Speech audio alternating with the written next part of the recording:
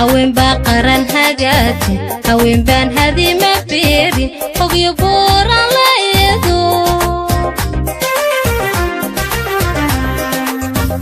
هوين باهودا شيتا هوين باسما وحيشا هوين باقران هاجاتي هوين بان هذي ما بيري فوق يبورا لا يدو البولا هرو مركين يغويان هوبالي اركينا بدينو جوغ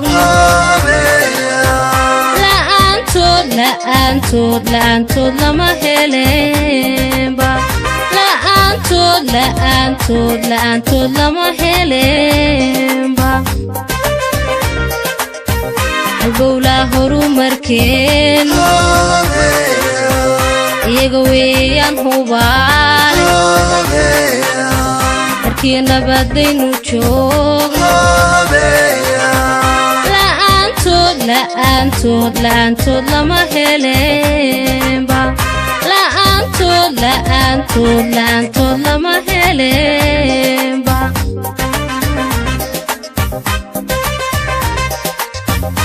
أظن حقرني من عيد هويو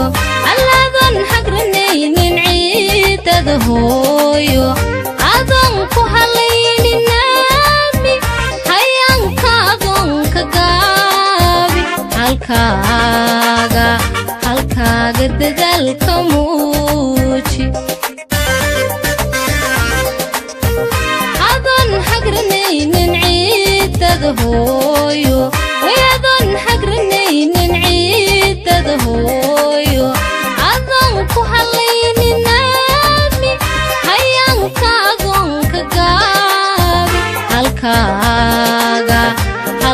ددال كموشي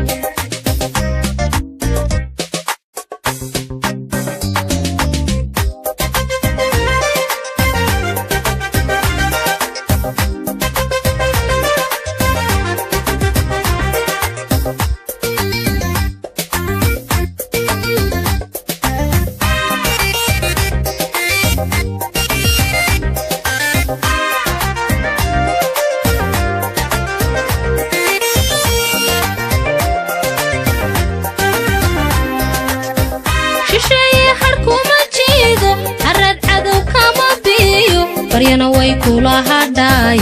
أظن شرفت ذهيجين أنكاغنا أنكولالين شيشي حركو مجيدو أرد عدو كما بيو برينا ويكولا هداي أظن شرفت ذهيجين أنكاغنا أنكولالين aqoonsiga hanashadiisa iskahamaha u dhaanso iska hoobaan u beero daawadayaasheeda qiimaha iyo qadarinta naga mudan oo ku soo dhawaada barnaamij gaar ah oo ku saabsan xafladii loogu dabaaldegayay maalinta haweenweynaha adduunka oo ku beegan 8 Maarso munaasabadan oo lagu qabtay Hotel Mansour ee magaalada Hargeysa ayaa waxa ka soo qayb galay marwada koobaad ee qaranka marwo Aamina Waris Sheekh Maxamed Jirde wasiiro madaxda ururada nagaad iyo naaw iyo waliba hay'ado caalamiya barnaamijkani ayaad kaga bogan doontaan khudbadihii goobtaasi ay ka soo jeediyeen madaxdu haddaan munaasabadan dumarka xooga haweenka waxa weey inagu islaam baan ahayn 1500 ka hor oo sanadood ayaan inagu waxaan ay dadkani imika raadinayaan amba doonayaan inagoo lamid ah caalamka ku wada nool oo waxay leeyihiin baan leenahay haddana inagu waqtigaasaan dumarkeenu dhibaatooyinkan hadda laga cabanayo ka xorownay oo islaamnimada inaga xoreysay kolka waxa weeyaan inaan inagu garanno shay hadii laga hadlayo shaygu wuxuu ka soo jeedo dhibto halkay ka timid arrimaha ay ku takhasusta arrinkaas inaan ogaana muhiim ah taasaan xoogaa xasuusinaya inagu dhibtan dadkan soo gaadhay ee cabashada keentay ee ilaa hadda laga cabanaya koor waqtigaasaan inagu gaadhnay xornimadeeda oo islaamnimada ayna xoraysay waxaan nahay dad imikana dee xorkii sidii u ah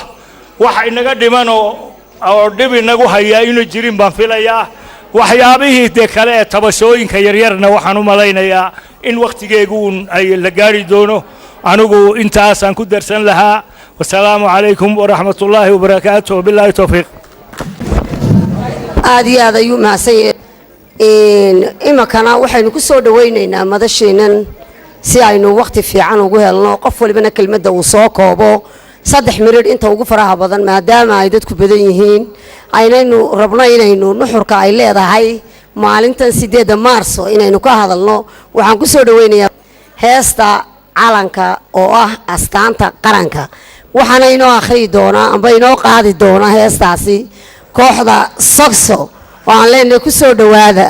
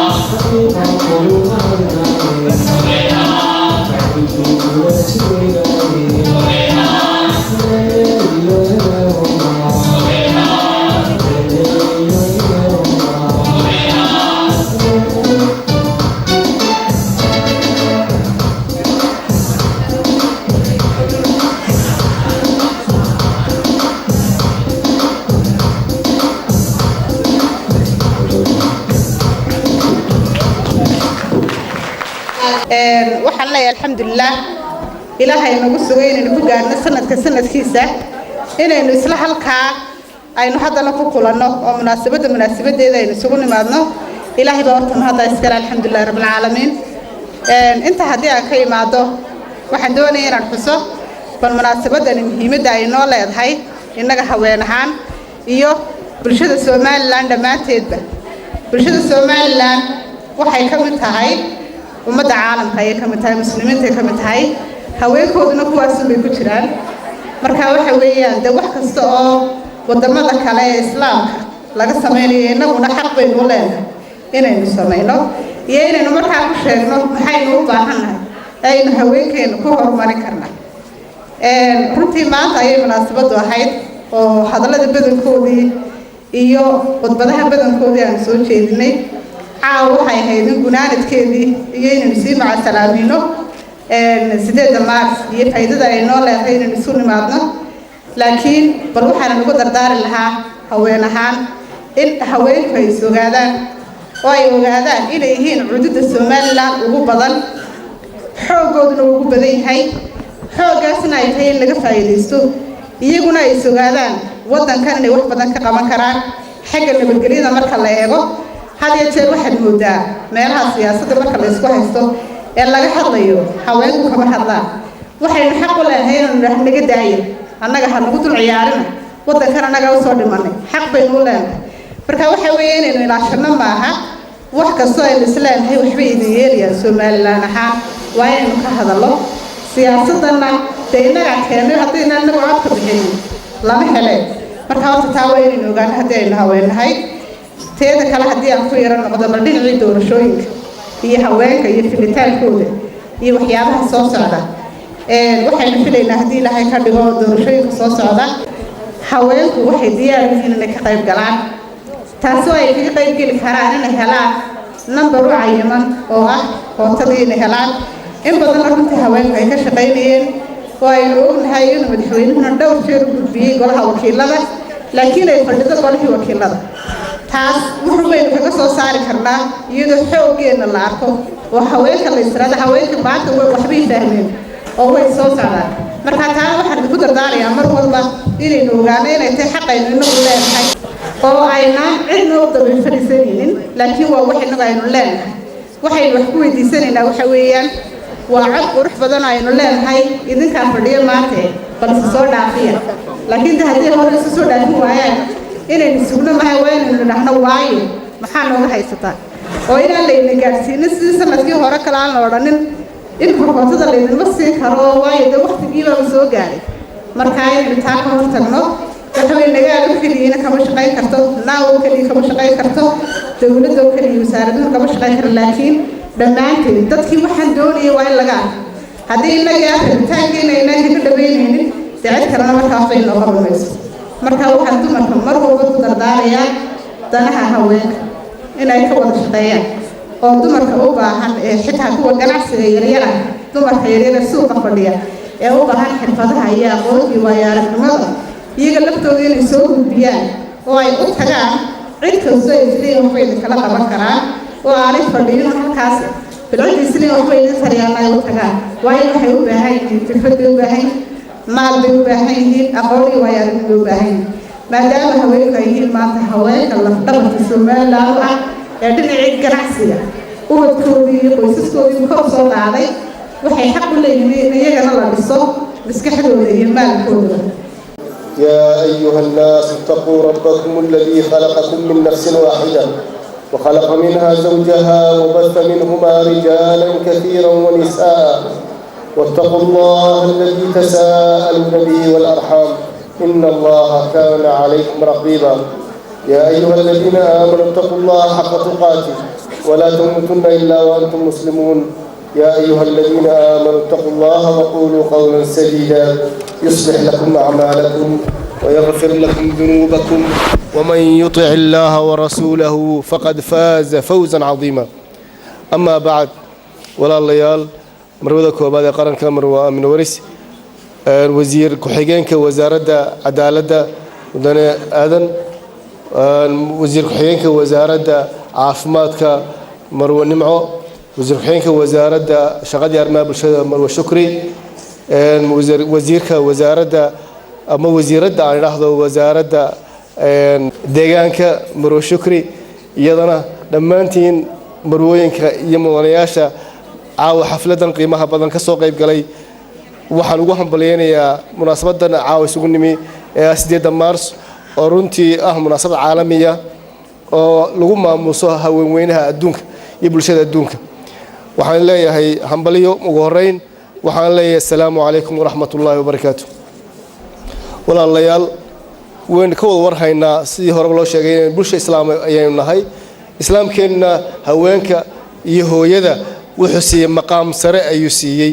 oo runtii aan malaha in la sii kordhiyay u baahnayn waayo quruxdu waxa ugu filan haweenkeena iyo ummadda muslimiinta ama caalamkaba inuu ilaahay subxaanahu wa ta'aala kitaabka casiiska ee quraanka uu ku soo dejiyay suurad u gaara dumarka oo suuratu nisaa la yiraahdo suuratu rijaal ma jirto laakiin suuratu nisaa ayaa la quraanka ayaa ilaahay ku maamuusay haweenka cidda maartis leh haweenka ama waqti hadda maashaadaan ama maxaan ku maalintooda ha ciyaaraan ama maxaan ku raahday qiimahooda kor loo soo qaado horta qiimahooda ilaahay baa kor u qaaday cid kaga masuul kartaana ma jirto xaq ay leeyihiin cid ka qaadi kartaa ma jirto raguna waa inta iimaansadaan habluhu iyo haweenkuna taa waa in iimaansadaan ilaahay baa subxaanahu wa ta'aala inaga dhigay laba muxuu ahaayay aan kala maarmin oo haween la'aan adduunyadu qiimana yeelan mayso jirina mayso sidoo kale rag la'aan haweenku qiimo yeelan maayaan jirina maayaan marka horta laba islaamaystiraya ayaa meesha ilaahay soo keenay subxaanahu wa ta'aala dhamaystirkaasna wuxuu keeni karayaa inay shaqadii wada qabtaan noloshii ka wada shaqeeyaan noloshii u wada halgamaan ayay kalifaysaa qolada kale ku oranin idigu xamaydu qabananaka ayaa kale wax qaban kareena ma aha raguna inay yiraahdaan sidaas ma aha haweenkuna sidaas yiraahdaan ma aha labadu waa laba aan kala maarmaynin qolobana ay qolada kale dhamaystirayso waliba khaasatan marka xagga dabdabeeca la eego xagga nolosha quruxdeeda la eego haweenka ayaa baradheer baraga haweenka ayaa raga baradheer ilaahay baa subxaanahu wa ta'aala wa khalaqa minha zawjaha ay ilaahay aayadii suurata nisaa aan ku bilaabay hadalkayga ilaahay subxaanahu wa ta'aala markuu alla cabsigeena faray wuxuu hadana raaciyay ilaahay subxaanahu wa ta'aala naf idinka abuuray kaliya naf kaliya khalaqakum min nafsin waahida markaasuu ilaahay wuxuu ku daray wa khalaqa minha zawjaha ilaahay subxaanahu wa ta'aala wuxuu u sameeyay lamaane wuxuu dareemay ilaahay subxaanahu wa ta'aala cilmigiisa ku ogaaday inaan nabi aadan kaligii noolaan karaynin lamaane oo hela mooyaan wehel oo hela mooyaan markaas feedhiisa kamid ah ayaa looga soo jaray ilaahu kari karaya inuu abuuro xaawo ka abuuro dhoobo labaad xaawo ilaahay dhoobo labaad uu ka abuuri karay nolol gaarana ilaahay subxaanahu wa ta'aala uu sameyn karay laakiin maxaa la doonayaa ninka lagu tusaya wax qayb kaamida baa leeyahay qayb kaamida yani waa maxay waa inuu qofku dareensanaada qofka haweenka ee dumarka naxariis haday tahay dadnimo haday tahay in qofka dumarku xaq badan kaga leedahay cid kasta nabigeena suubana sallallahu alayhi wasallam wuxuu leeyahay khayrukum li ahli waxa idin khayr badan rag la dardaarmaya rag waxa idin khayr badan kuwa haweenka u khayrka badan kuwa haweenka u fiican u khayrka badan ayaa idin khayr leh ayaa idin ku wanaagsan buu ilaahay subxaanahu wa ta'aala nabi maxamed lama arag isagoo haween u leeyahay dharbaaxay amba caayay amba jirdile lama arag wax ka suurto qof muslimana ma aha dumarka in la caayo in maxaan ku raahday la jirdilo in maxaan ku raahday haduu muxuu ahaayay la dhibo intuba wax banaan ma aha waxa ugu wanaagsan iyo meesha karaamo badan ayaa haweenku ay xaq u leeyihiin nolosha ugu wanaagsan bi xaq u leeyihiin markaasuu ilaahay subxaanahu wa ta'aala ku amaanay qacaynka yidheesa yeelay ayaa isna ah qofkii maxaan ku amaanta lahaa ee wanaagsanaa ee sharafta lahaa baa la leeyahay sidaa awgeed waxaan haweenku ay naga mudan yihiin diinta islaamka mudan yihiin caalamka ka mudan yihiin in la gaarsiiyo marxalad ay kala qayb qaataan nolosha iyo sidii u hirgelin lahaayeen maanta noloshu seen ka warhayno haweenku wuu ka badan yihiin ragga 60% meelahaas ayay haween caalamka ku dhow oo noqonaya ragga way ka badan yihiin sidaa darteed maadaama rag ka badan yihiin haddii raggu kaleeysa wax qabta ma qaban karo waa in haweenka qaybtooda iyo noloshooda iyo sida ay wax u fulin karayaan ee asluub iyo ihsaan iyo ilaahay raali ka yahay loo ogolaado oo ragguna aanay ka masuugine loo daayo hawlaha ay loo baahay noloshan ku abuuraan haday tay shaqo nooc walba waxa culimadu ay ka hadlaan madaxtinimada madaxweynenimo ama imaamka muslimiinta haween qof haween ma noqon karto baa leeyahay sharcigeena saayid diinteena sanatri ilaahay nafareen tukano in soo salaadno ayuu macaankan ugu wixii ka hooseeya haweenka waa la ogol yahay sharciguna waa u banaynaya sida darteed in maartay iyaguna ay sida dareensanaadaan xaqooda ku raadsadaan xuquuqda ku ilaashadaan ragguna ay taa ku ogaadaan oo loo ilaaliyo loo dhammaystiro ayaa loo baahay anaguna insha allahu tacaala iyo qaranka somalilandna diyaar buu u yahay in maaragtay haweenka qiimaha ay leeyihiin la gaarsiiyo nolosha ay doonayaan loo kobciyo laga dhigo xubin facaala oo waxtar ah oo wax qaban karaysa oo nolosha dhisi karaysa dalkeenna wuxuu u baahan yahay in la dhiso waa runtood halgan badan bay soo galeen dhibaato badan bay la soo qaybsadeen maantana xaq waxay u leeyihiin dhibaatadii dheefteediina dee inay helaan waxaan se is leeyahay haddaan kaftamo oo xaggii kootada kaltuun ay soo sheegtay kala kaftamo waxaan odhan lahaa kaltuunay bal idinku isdoortoo dee idinkaaba naga badane soo saara dee idinkaaba naga badan soo saara dee laakiin se haddaad tirahdaan intaana siiya cidina waxba isma siiso cidina bilaash wax iskuma siisee ragguna waxay doonayeen meesha wuxuu iska haystaan idinkuna dee intaad doorataan maxaan ku dhahdaay marxalad kastoo wanaagsan oo qiimo leh oo sharaf leh waan idinku soo dhaweynaynaa insha allahu tacaala kana ma sugi mayno cudadna kama qabno insha allah sharciguna cudad kama qabo diintuna cudad kama qabto laakiin waxaanu ku daraynaa xurmaynta diinta iyo ixtiraamka ilaahay kitaabkiisa iyo sunnaha nabiga inuu ku darsanno ayuunbaa laga rabaa saasana quruxna ku helaysaan wanaana ku helaysaan hambalyaan leeyahay hambaliyo wasalaamu calaykum waraxmatullaahi wabarakaatu وبسلايا إن القصص سيا إن الصوصة وأيوة حنيوة كبروا وحمصور وين يعني مثلا باش نحاول يلا نعمل كلمة إذا كنت دعوة لا تليا مدحوية الرماء هواء الماء حاج إنسان فليلا نسأل كلمة إذا فرحنا اللي هو أنا سيدين الماس يعني الله يسوي على سيدنا محمد وعلى آله وصحبه أجمعين أما بعد دمانهم من شرفت له دليلنا رجع يدمرك مرود مسؤولين في حق يدمر بنا وأن السلام يا سلام الإسلام والسلام عليكم ورحمة الله وبركاته وحافظ حاجة إن العاوة هل كان لهنو كلمة مناسب بقى xusta maalinta haweenka adduunka taas oo ah tul isla qaatay caalamku isla qaateen in maalinta Maaris ay noqoto maalin si gaar ah loo xuso haweenka adduunka kuwaas oo inaguna aynu mid ka nahay waxa ilaahay mahadiya runaantii sidii Sheekh Khalid sheegay in la xuso haweenka oo lagu xuso waxa ay yihiin ilaahay ayaa ugu horeeyay oo suurad quraan oo dhan ka soo dejiyay taas oo ay ku dhanyihiin xaqooda xuquuqdooda habdhaqankooda iyo nidaamka ay adduunka korkiisa ku noolaanayaan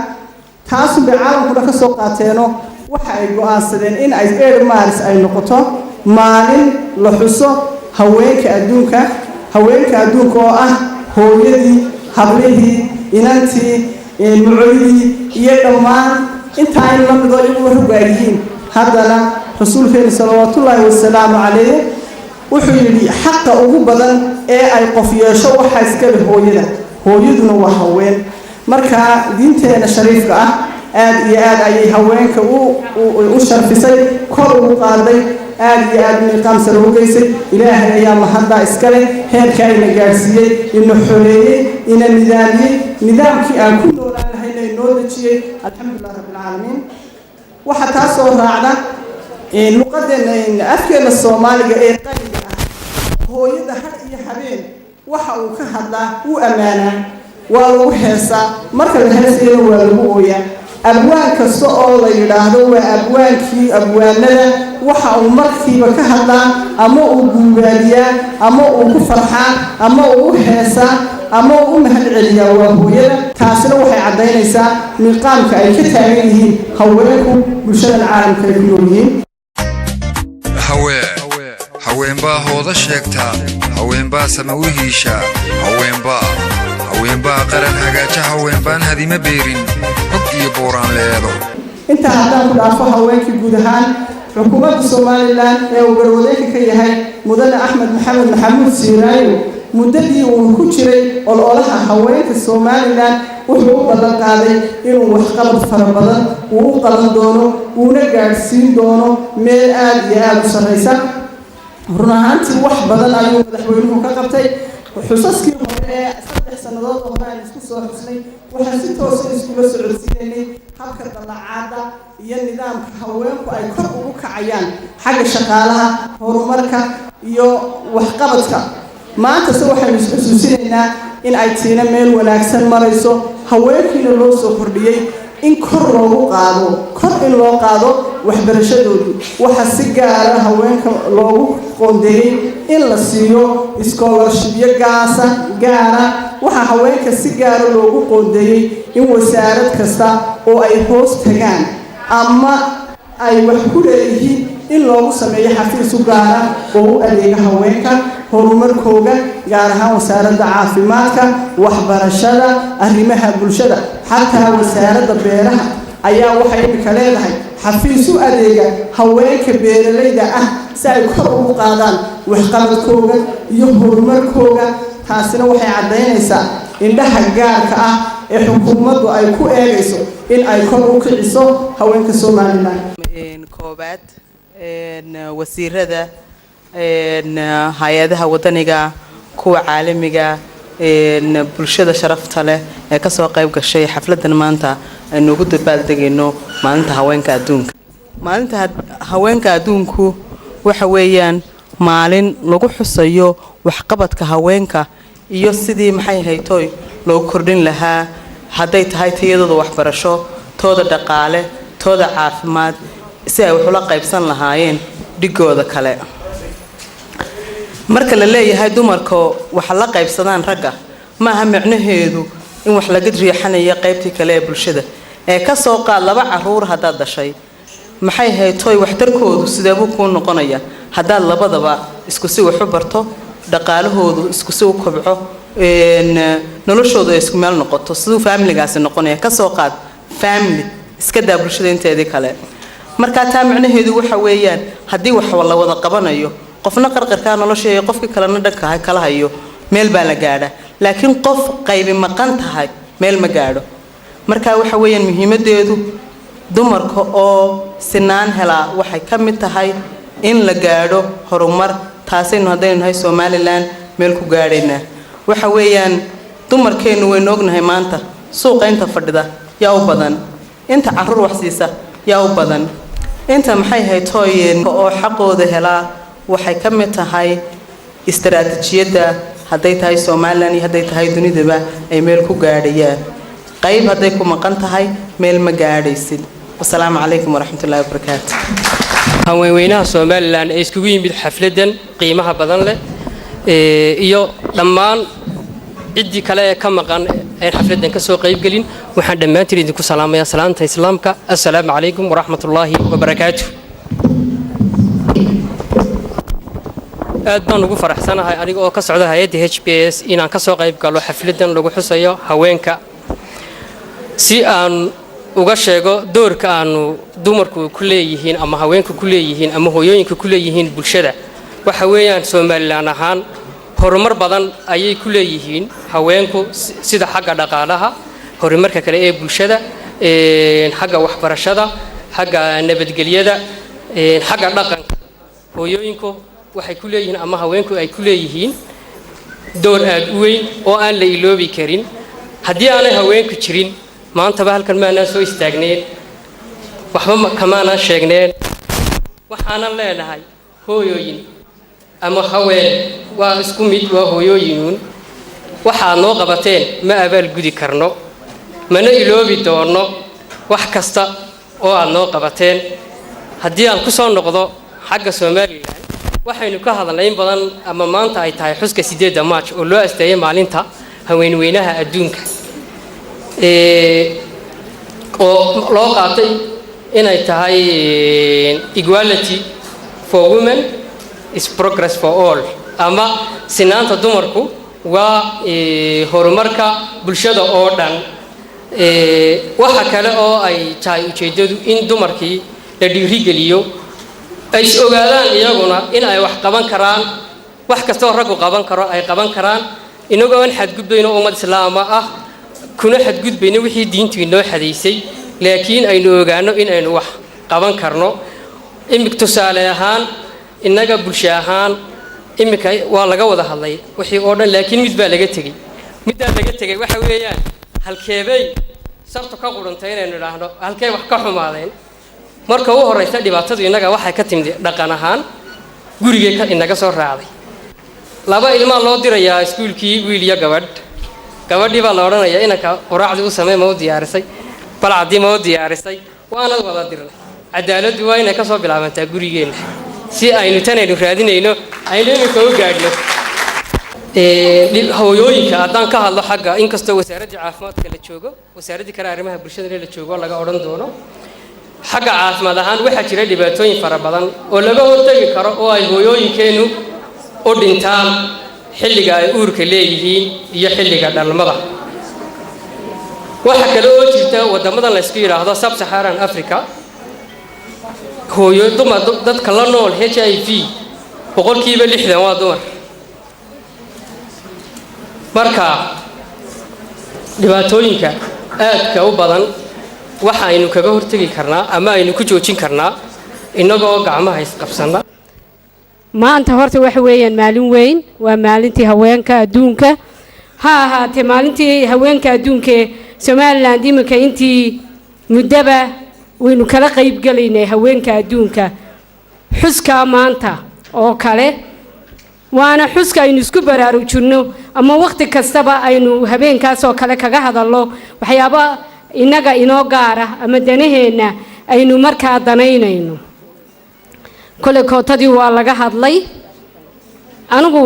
xagga reer miyiga reer guuraaga kelmad baan leeyahay waynu wada ogno maanta bileedhka maanta qadadii aad soo cunteen maxaa saaraa halkee laga keenay yaa keenay maanta yaa caana cabay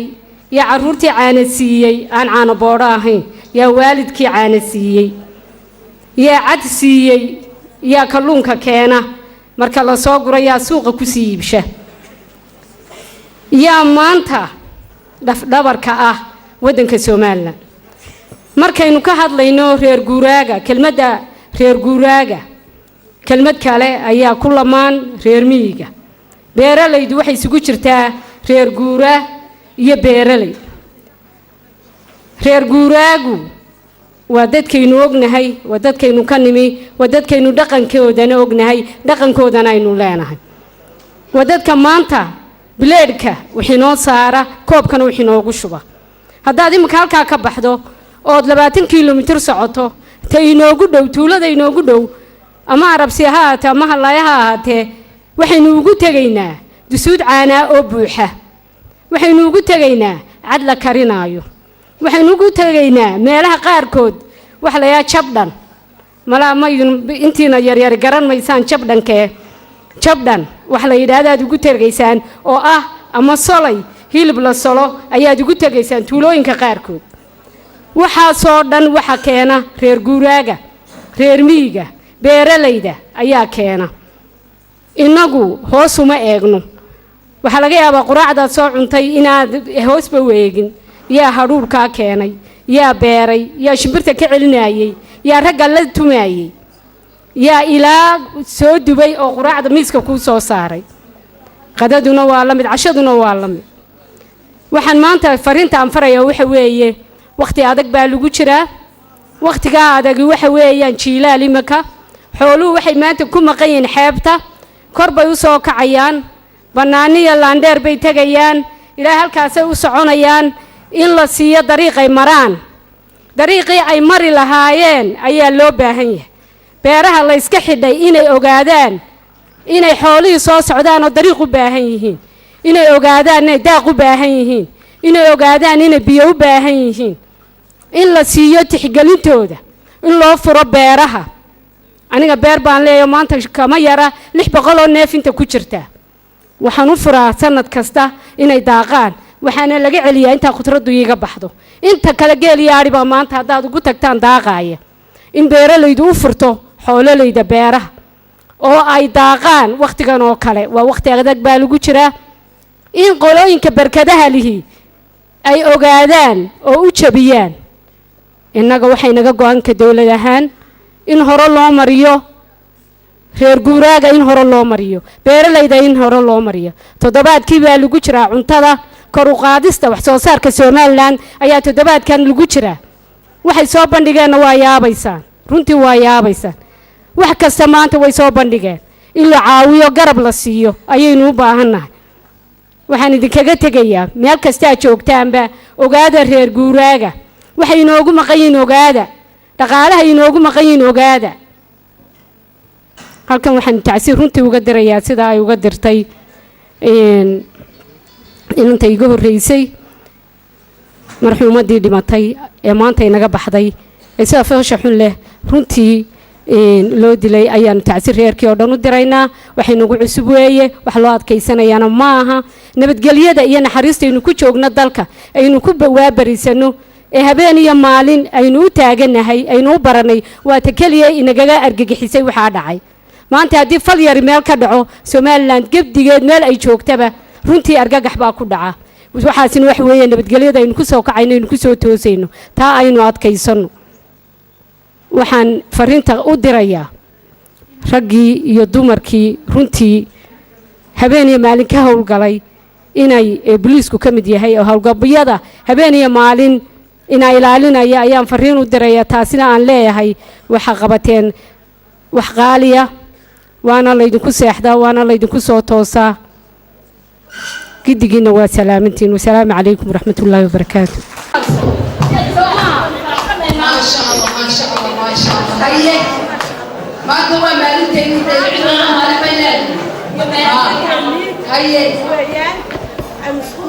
ما هو مالك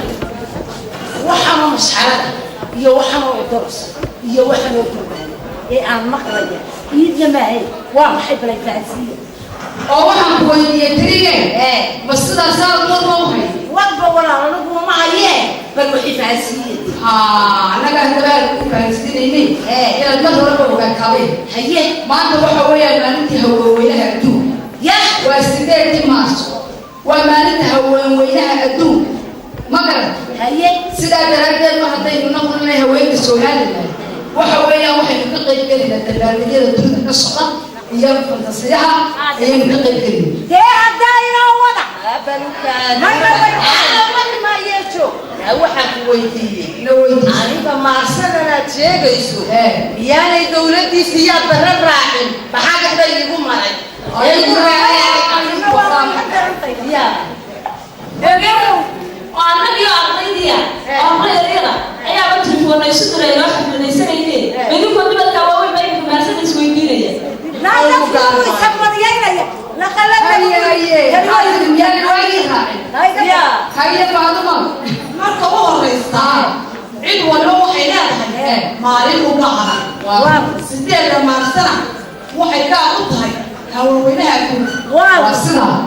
ما كل حاجة شغالها عدوك حقوق شغالها عدوك نعم أيام إسلام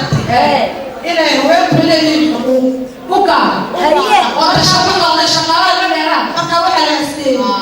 سيدنا محس هو ما بكا وانا عالمية أوين الصبيان لنا وهو رأي مرضى عين حولي بكا وصلت وانا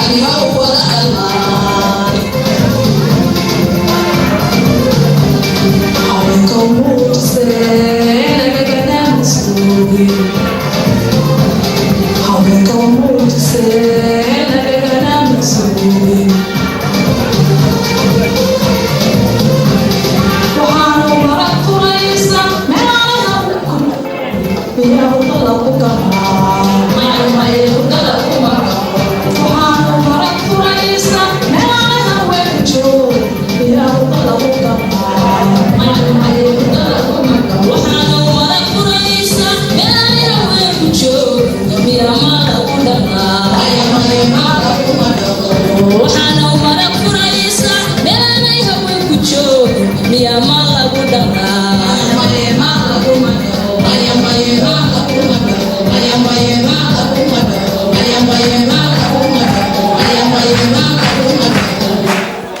waa maxay shaqaaluhu lixday soo gelaya labaday baxaya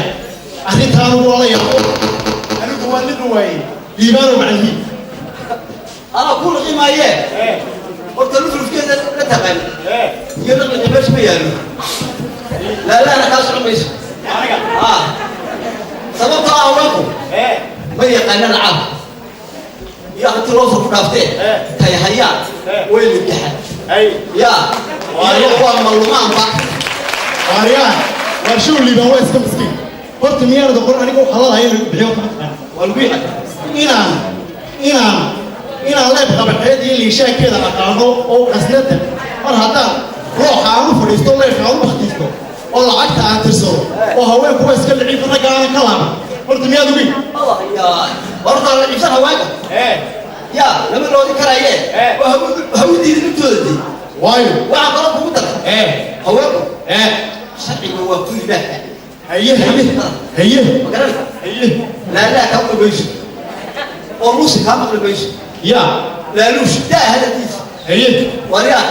ويكم عصيدي وعليه وسيم مسكين هذا الراب في كل طول فوتش كمان الهدى الرجلية تيجي تكين يدك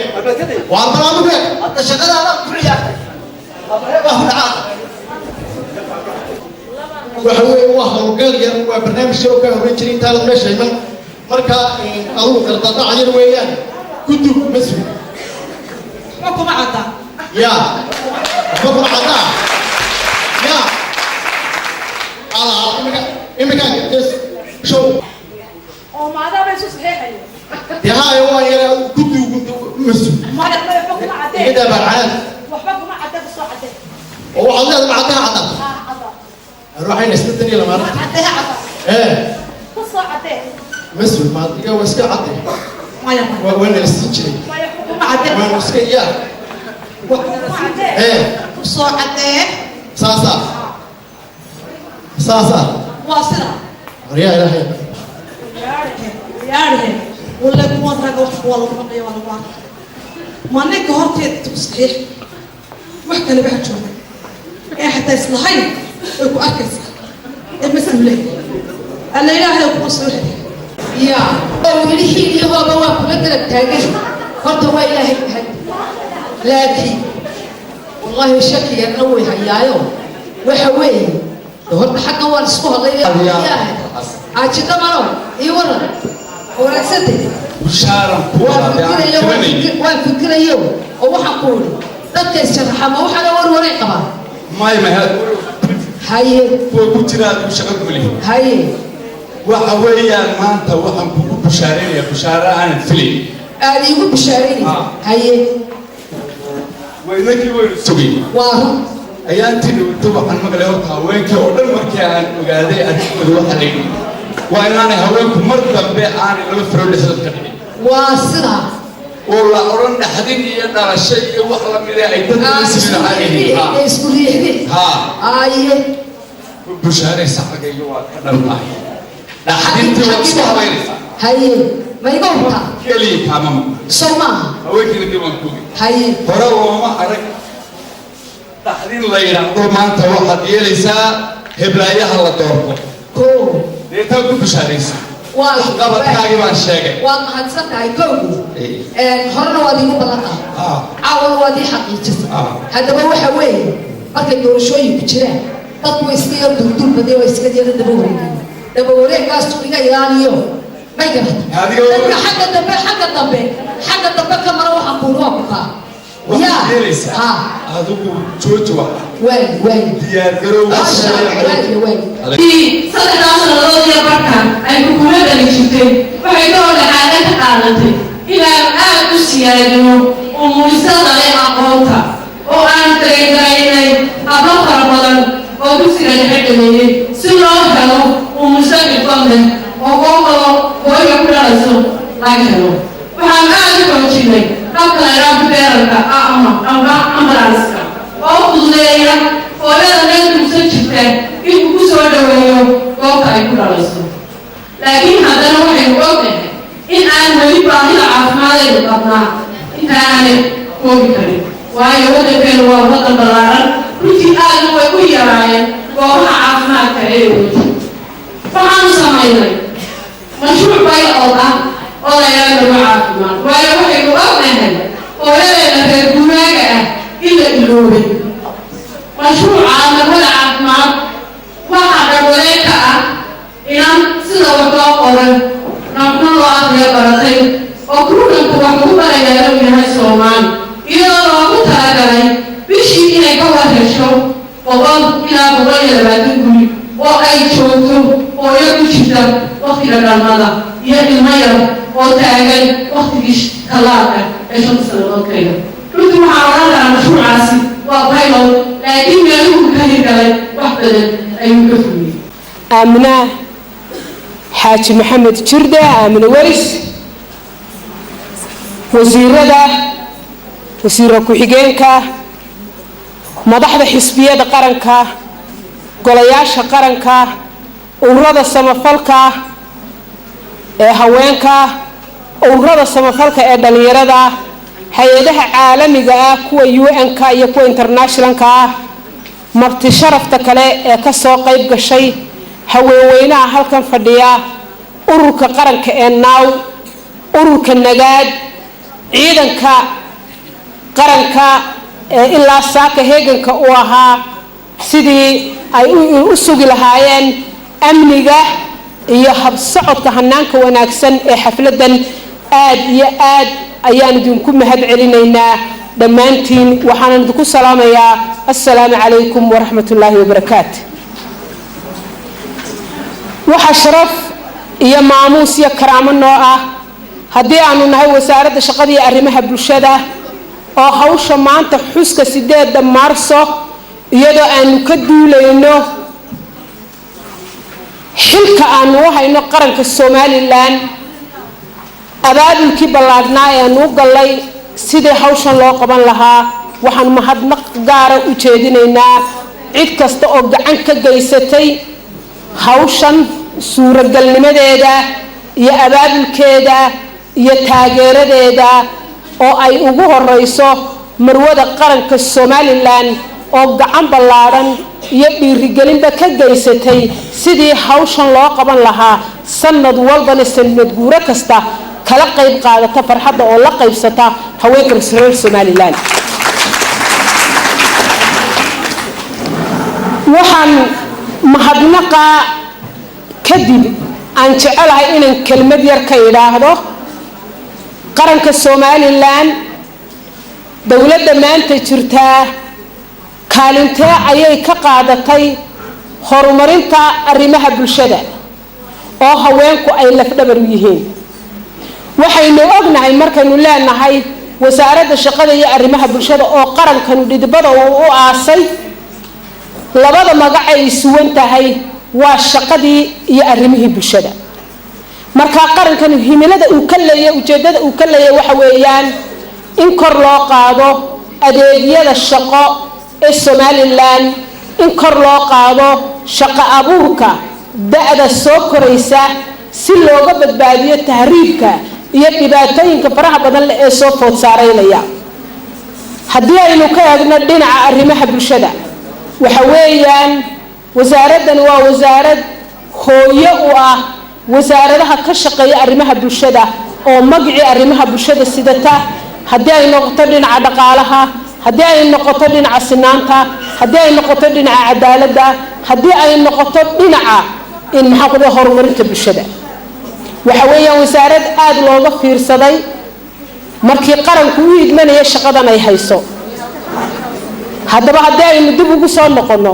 maxaa maanta qarankani horumar ballaaran inuu sameeyo waa hubaal xisbiga kulmiye ee maanta talada dalka hayaa markii ololaha uu qaadayay waxyaabihii uu ballan qaaday intoodii badnayd waa uu qabtay inta kalena waa ay daba socotaa waxaanan leenahay sacabka cadceedu ma qariso waxa weeyaan qof kasta oo reer Somaliland iyo magaalada wuxuu ka marakacayaa horumarkaasi ballaaran ee aynu sameynay waxaa siyaasadda ka mid ah dowladdan maanta caynaanka haysa ee uu hogaaminayo madaxweynaheena qaaliga ah ee muddada dheer u soo halgamaya sidii qarankani u noqon lahaa qaran taabaguda oo beesha caalamka ka muuqda. waxaa qorshihiisa ugu weyn ee mudan ay tahay in la isku soo dhaweeyo bulshadeenna, in la baro bulshadeenna inay wax qabsan karto, in la baro horumarka dalka inay ka qayb qaadan karto, in dadkeenu ay bartaan waajibaadka iyo xilka ka saaran arrimaha nabadgelyada, kobcinta dhaqaalaha, horumarka dalka, u adeegidda danta guud in bulshadeenna la baro. taas waxaa kaaga markacaysa mashaariicda iskaa wuxu qabsada ah ee dowladdan ka go-an inay dalka ka hirgeliso, kuwaasoo ay ku jiraan mashaariic aad u tiro badan oo dowladihii hore ilaa dowladdii ingiriiska ee waddankan aynu maxaan ku dhaday gumaysan jirtay, ilaa dowladihii rajiimkee soo maray, ilaa kuwii somalilan ee ka dambeeyey, waxyaabihii mashaariicda ahaa ee ay ku dhiiran kari waayeen ayaa dowladdan ay ku dhiiratay oo ay ugu horeyso ugu mudan tahay wadada isku xidhaysa caasimadda somalilan iyo ceerigaabo gobolka Sanaag. waayo sidaa waxaan u leeyahay dad badan baa oran sootii wadada burca dhisneed ee tabarbar dhisneed kulligood dayactir ayaa lagu samaynayaa. waxaa maxaan ku dhaday loo samaynayaa hab cusub oo qaarkoodna dhammaad ku dhow yihiin, qaarkoodna la bilaabi doono. qof kastoo somalilan ah in yaro wadaneedii ay ku jirtaa hadduu labada indhood isku yaro qabto waxa soo hormaraya sida hilaaca horumarka ballaadhan ee waddankan laga sameeyey. weliba dowladdani maanta waxay u dhuganugushahay tusaalaha iyo tilmaanta bulshada ay siiso, waanay fulinaysaa wixii horumar ah ama talo wanaagsan ah ee ay bulshada ku soo biiriso. dhaliilka iyo isdhaliilku wuxuu ka mid yahay hanaanka dimuqraadiyadda ayaa uu ka mid yahay. dowladdani waxay aad u soo dhaweynaysaa hanaankaas, laakiin dowladdani waxay ka caagan tahay in dadweynaha la jahawareeriyo. wax run ah ayay diyaar u tahay in la faalleeyo, wax run ah ayay u diyaar u tahay inay dhagaysato, wax dhiman oo u baahan in la qabto ayay u dhaganugushay inay qabato. laakiin haddii aynu muran iyo maxaan ku dhaday asraar iskala hor nimaadno oo wadada ceerigaabo ee maxaan ku dhaday dalkeena intii ugu ballaadhnayd isku xidhaysa, marka la leeyahay wadadaa maxaa loo dhisay, dee waa inay dadweynuhu yidhaahdaan maya taa ma ogolin. waxaanu ogol lahay horumarka, waxaanu ogol lahay inaynu higsano beesha caalamka, waxaanu ogol lahay inaynu dowladayada saxno, waxaanu ogol lahay tala caafimaad qabta inaynu soo jeedino. dowladdana maanta waxay tahay dowlad u dhaga nugul habka dimuqraadiyadda hirgelisay,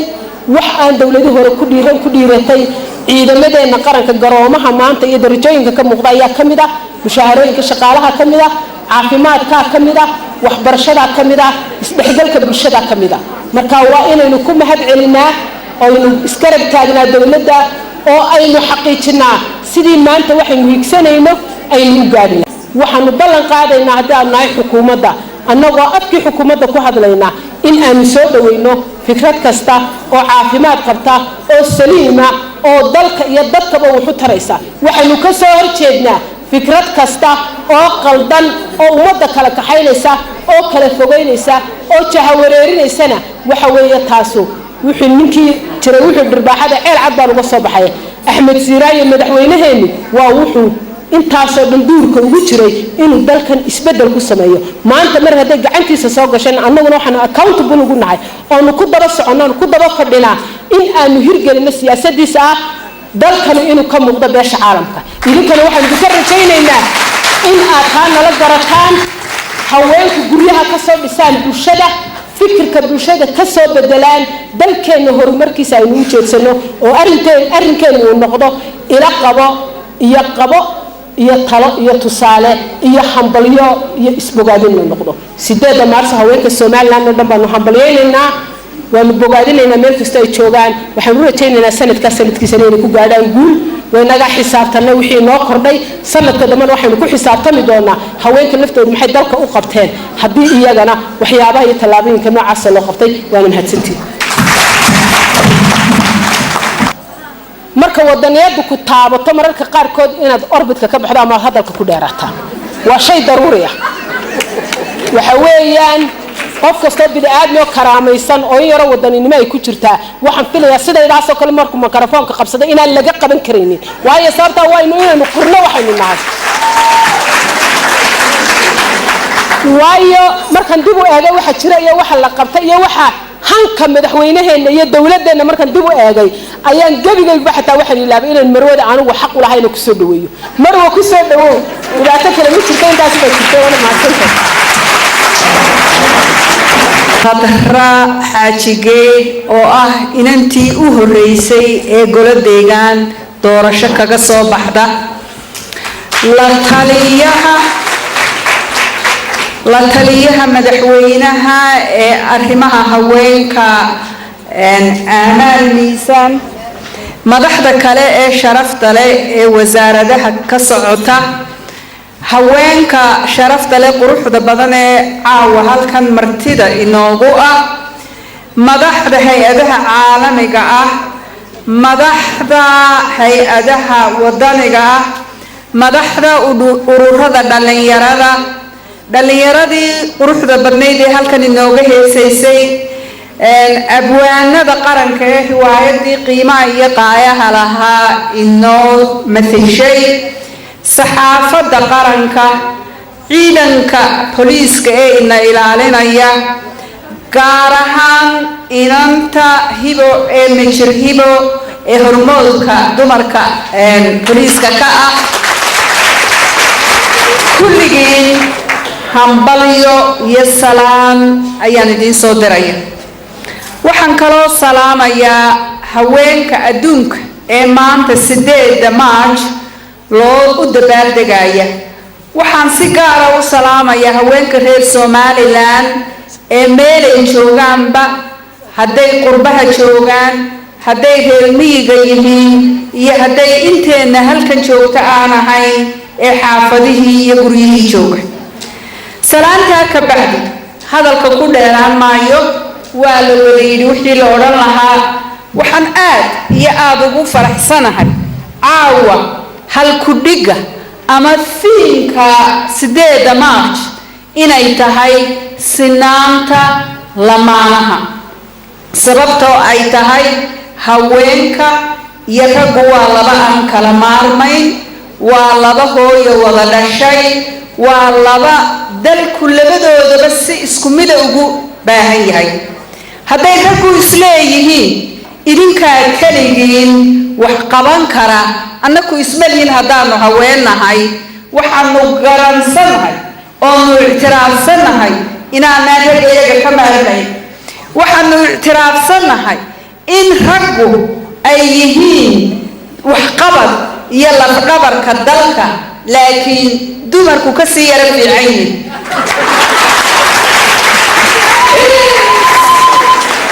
waxaan hambalyo gaara dumarka reer Somaliland ugu dirayaa waa la tijaabiyey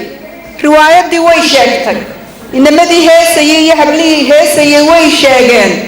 dumarka reer Somaliland heer kasta oo Somaliland aynu xorriyadeena u soo maray hormood bay ka ahaayeen hadday tahay inantii ay sheegaysay in xirsi cabane nimco ee dahabkeeda iibisay ee dumarka guubaabin jirtay hadday tahay halgankii kale aynu dalkeena dub ugu soo ceshanaynay hadday tahay halganka horumarka ee iminka aynu ku jiro ee dhowr iyo 20 sannadood ee dalkeenu halgankan aynu degaynay aynu dhisaynay dalkeena aynu ku jiray haweenku halkay ka soo mareen iyo waxay ka qabteen waa lama ilaawaan hadday tahay dawladda maanta jirta haweenku waa u lafdhabar hadday yihiin bulshada guud ahaan ee taageera nabadda ee taageera dawladnimada ee taageera horumarka way mahadsan yihiin hambalyay leeyihiin waana wax loo baahan yahay waana haweenka reer Somaliland dawladda maanta jirta haweenku wasaaradaha ay hayaan may ahayn laguma kufin si qorshaysan oo ogaana baa loogu dooray wasaarahada u muhiimsan ee u waaweyn hadday tahay waxbarashada hadday tahay deegaanka hadday tahay caafimaadka hadday tahay arrimaha bulshada iyo shaqada waxa loo doortay waxa la garowsaday inay wax ka qaban karaan waxaanaan idin ku bushaaraynayaa wasiirada ugu firfircoon ee ugu waxqabadka badan inay hablaha wasiirada ay ku jiraan intaa ka bacdi yaa la odhan hablahay u yara eexanaysana raggana xoogaa baana odhanaya laakiin arrintan kootada ee had iyo jeer laga hadlo runtu siday tahay ma aha arrin baryootana ma aha arrin ay leenahay dumarku way jilicsan yihiin wax ma goosan karaan wax ma qabsan karaan ee ragga iyagiyo waanu idin baryaynaa noo arxama ma aha arrintu waxa weeye waxa gaaladu tidhaahdo positive discrimination macnaheedu waxa weeye bulshadu had iyo jeer way kala gaabisaa markaa inta gaabisay ee sababa daraadood dubugu yara dhacday kor ha loo soo qaado maxay haddaba dumarku dubugu dhaceen xagga siyaasadda sababtu waa maxay sababtu waxa weeye ragga kama liitaan kama caqli yara waa laga yaabaa inay hadday legdamaan ka yara xoog yar yihiin laakiin wax kale oo ay kaga liitaan ma jirtee bulshadeenna iyo caadaadkeenna iyo culturekeenna ayaa dumarka had iyo jeer ragga ka dambaysiiyey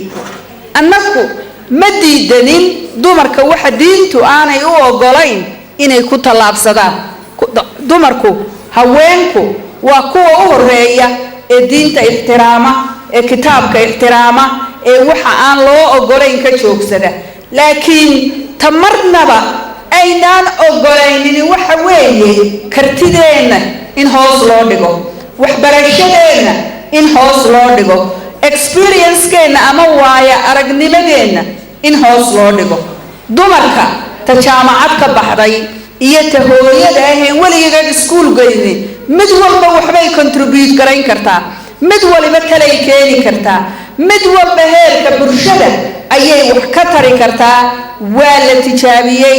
waa la arkay wax iminka la leeyahay dumarka ha lagu eega maaha arrintuna hadday sidaa tahay ragga waxaanu ka codsanaynaa khusuusan baarlamaanka madaxweynuhu 3 goor buu baarlamaanka ku ceshay kooto dumarka hala siiyo waa dhiirigelin waxa weeye hooyooyinkii annaga naga horeeyey khaasatan ayaa ragga waxay ku soo koriyeen ka dambe ka hore inanta ka hore inantu iskuulku iyagoo wada diyaar garoobaya sidoo imka wasiirku sheegayay laxooxda u soo dubinankoo dhaqso kuwii inaga aniga kolleynba iga horeeyay baa malaha taayiqiin anigu khaasatan ana naftayda ka hadlayay inamadayda iyo hablahayga sidaa kumaan soo korin waxaan ku soo koriyay mid waliba wuxuu la soo baxaabuureeyay gurigana waa ka wada shaqaynaysaan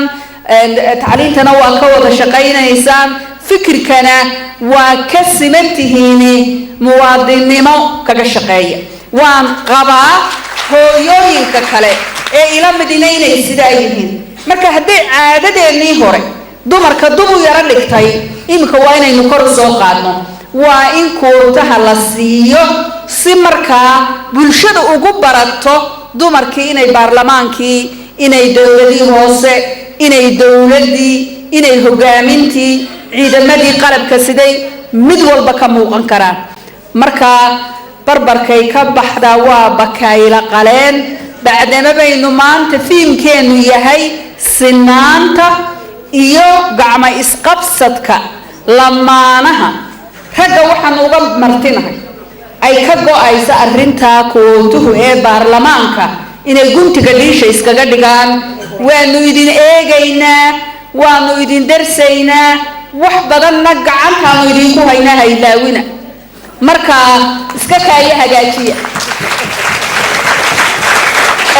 waxaan aad iyo aad hadalka ku dheeraynaya mahadnaq ballaadhan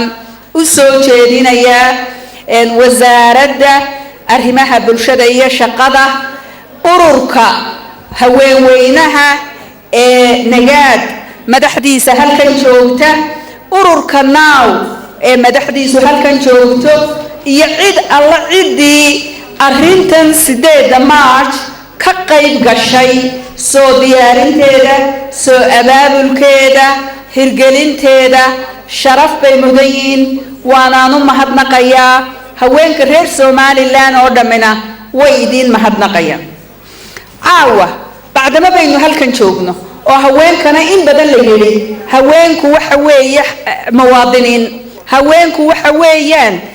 waxbay huraan waxbay kala shaandheeyaan waxa xun iyo waxa wanaagsan way kala gartaan marka TV-ga la soo fadhiisto ee wax la leeyahay qofka runta sheegaya iyo qofka wax caayun la haweenku si fiican bay u kala gartaan walaalayaal caawa appeal ama baaq ayaan idiin soo jeedinayaa inaa iga aqbashaana aan ku rajo weynahay waayo waan uga bartay haweenka Somaliland inay horumarka iyo waxqabadka Somaliland wax ku darsadaan appealka ama codsigaasi waxa weeye wadooyin baa dalkeena ka socda inaynu dhisno wadooyinkaasi waxay noo horseedayaan horumarka dalkeena wadooyinka inaga dhabarka u ridanay inagoon ajnabi weydiisan inagoon cid weydiisan ee inagu isku tashanay waxaynu samaynay caruurteena yaryar nus saacaha intaynu siino aynu haddana marti uga noqono aynu nidhaahno wax ka bixiya waxaynu damacnay inaynu boorame iyo ceerigaabo isku xidhno waxaynu damacnay in masagada ama hadhuurka boorame ka baxa ceerigaabo lagaga quraacdo tamaandhada iyo kaabashka ceerigaabo ka baxana boorame laga cuno inta u dhaxaysana hadalkeeda daa meel fiican bay inoo maraysaa wadooyin fara badan baa socda qaar iminka dhammaad ku dhow oo tawajaale boorame ay ka mid yihiin ta berbera ka mid tahay ta jidka cad ka mid tahay wadooyinkii faraha badnaayee kale ka mid yihiin laakiin ta la hadal hayo ee aad iyo aad u dheer ee gobolka Somaliland ugu ballaaran ee inaga go'an ee aad moodo marmarka qaarkood gobollo aan Somaliland ba ahayn inay inooga furan yihiin waayo wadda ay inoo soo maraan ma haystaan waa gobolka Sanaag waddada iminka loogu talagalay waddada ceerigaabo waxaan idin weydiisanayaa caawa khaasatan idinkoo raba in wadooyinka oo dhanba ka qayb gashaan iyo horumarka khaasatan codsigaygani caawa wuxuu ku wajahan yahay waddadaas 380 kilomitir ee gaal iyo islaam cid waliba yaabtay markii la yiri reer Somaliland waxay yiraahdeen waanu dhisaynaa waanu ka adkaanay annaga isku tashanayna taas inaynu kaga dhabayno inaynu iska tiirino dad kale ma sameyn karaan contribution baa laydinka baahanyay inaad riixdaan baa laydinka baahanyay waanaan idinku kalsoonay inaad samaynaysaan wasalaamu calaykum waraxmatullaahi wabarakaatu